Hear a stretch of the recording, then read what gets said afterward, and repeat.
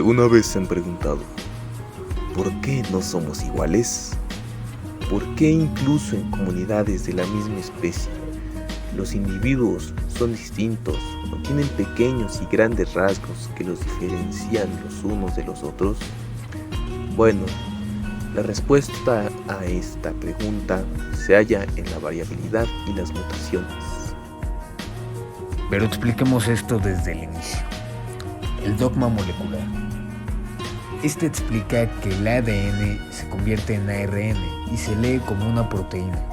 Las proteínas producen rasgos y a partir de los rasgos se producen características distintivas o variaciones.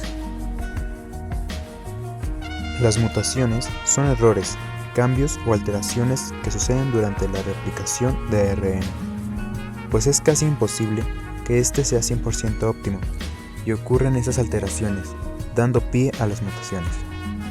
Las mutaciones pueden ser ventajosas, es decir, que representan una ventaja para el sujeto en su entorno o estilo de vida. Letales, siendo estas las que representan una desventaja para un individuo, haciéndolo incapaz de sobrevivir por su cuenta o simplemente sin llegar a nacer. Y silenciosas, que el individuo nunca se percata de ellas.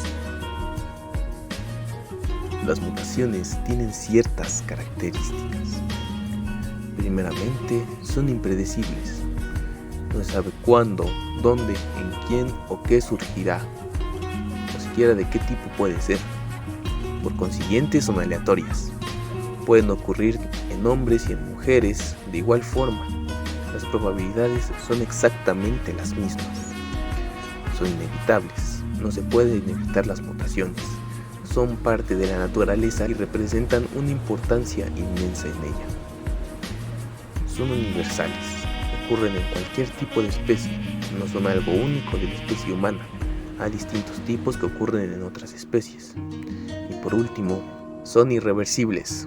Una vez que una mutación se ha dado, es difícil revertirla. Básicamente, imposible. Las mutaciones tienen distintas clasificaciones para permitir ser entendidas de mejor forma.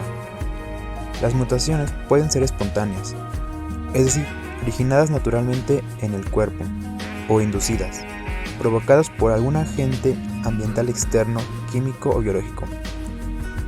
Las mutaciones pueden darse en células somáticas, es decir, células del cuerpo que no son hereditarias. Ejemplos de estas son la diabetes y la hipertensión. También ocurren en células genéticas, espermatozoides y óvulos. Estas células sí son hereditarias. Existen las mutaciones genómicas. Estas ocurren en bases nitrogenadas. Se clasifican en sustitución de base, la cual cambia una base nitrogenada por otra, de lesión, donde una base nitrogenada es removida, adición, donde se agrega una base nitrogenada, o inversión, donde dos bases nitrogenadas son invertidas. Por otra parte tenemos las mutaciones cromosómicas. Estas ocurren en genes o bloques de genes. Tenemos la mutación cromosómica de lesión, en la cual un bloque de genes o incluso un gen completo se pierde.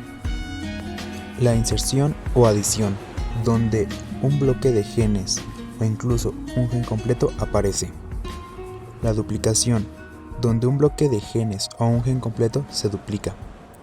Inversión, donde un bloque de genes se invierte.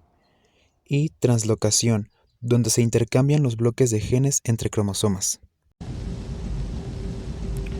Ahora que conocemos un poco más de las mutaciones, podemos preguntarnos, ¿por qué son importantes?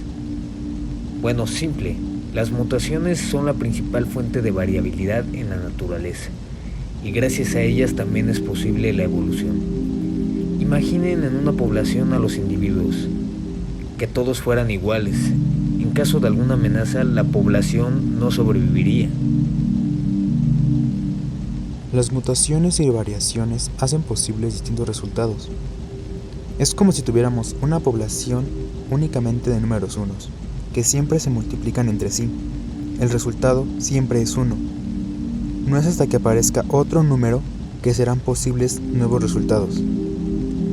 Esto mismo sucede con las especies, pues esto ha pasado por muchos siglos y eso nos ha permitido tener distintos individuos entre distintas razas de distintas especies.